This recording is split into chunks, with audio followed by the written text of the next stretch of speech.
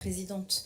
Madame la Présidente et chers collègues, alors notre groupe votera bien évidemment pour cette délibération qui vise à faciliter l'accès au foncier pour les nouveaux installés grâce à la prise en charge donc par la région de différents frais, notamment financiers. En effet, l'accompagnement en faveur du renouvellement des générations du secteur agricole est un enjeu majeur pour l'avenir.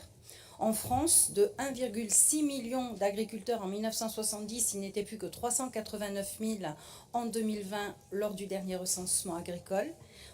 Et au moins 50% des agriculteurs partiront à la retraite dans les 10 ans qui viennent. En Nouvelle-Aquitaine, les agriculteurs de 55 à 70 ans sont beaucoup plus nombreux que les agriculteurs de moins de 40 ans. Et l'âge moyen justement des exploitants agricoles de Nouvelle-Aquitaine en activité se situe entre 47 et 49 ans. D'où ce besoin absolument prégnant effectivement d'accompagner une nouvelle génération qui prenne la relève. Oui, aider l'installation de nouveaux agriculteurs est essentiel pour assurer l'autonomie alimentaire de notre territoire régional.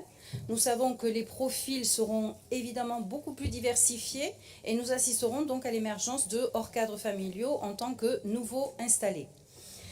Pour ma part, j'ai siégé plus de 5 ans au sein d'un comité technique SAFER celui du Lot-et-Garonne, et j'ai pu constater qu'aider l'installation de hors-cadres familiaux n'était pas forcément suffisant, surtout si l'on souhaite rendre pérennes de telles installations. En effet, 4 ou 5 ans après, certains de ces nouveaux installés jetaient l'éponge car pas suffisamment préparés aux réalités du métier de paysan. Et malheureusement, pour autant, ils s'étaient aussi endettés à l'occasion de leur installation. Par ailleurs, dans l'exposé de cette délibération, il est mentionné la nécessité de mobiliser les collectivités territoriales dans le partenariat avec la SAFER Nouvelle-Aquitaine. Il est précisé que la SAFER et la région mettront en œuvre des partenariats nécessaires pour que les collectivités locales, particulièrement concernées par la régulation du prix du foncier, puissent intervenir aux côtés de la région sur cette thématique. Aussi, vu le profil des futurs nouveaux agriculteurs et au regard d'une part des attentes de l'ambition 3 de Néoterra, accélérer les transitions agroécologiques qui prônent une alimentation saine et locale, et par ailleurs de l'objectif de la loi Egalim qui impose à la restauration collective publique 50% de produits durables dont 20% de bio à compter de 2022. Et pour réduire les risques liés au manque de pratique et de connaissance de la réalité de terrain et donc pour sécuriser et faciliter l'installation de nouveaux agriculteurs tout en les accompagnant, pourrait-on orienter, ce sont des questions que je pose et peut-être dans la perspective de la future séance dédiée à l'agriculture. S'il vous plaît, chers collègues, je sais que l'heure est compliquée pour vous, mais merci de respecter.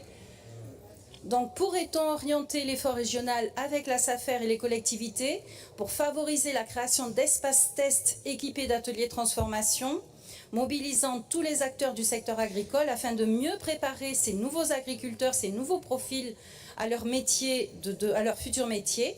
Aujourd'hui, 82% des profils des entrepreneurs accompagnés par les 8 espaces tests existants à l'échelle Nouvelle-Aquitaine sont des hors-cadres familiaux. Et pourrait-on envisager aussi qu'une part de la contractualisation région-collectivité soit dédiée à l'acquisition de terres nourricières en tant qu'espace test dont se doteraient diverses PCI via la SAFER bien évidemment et dont la production alimenterait la restauration collective locale. Voilà. 2 questions en suspens.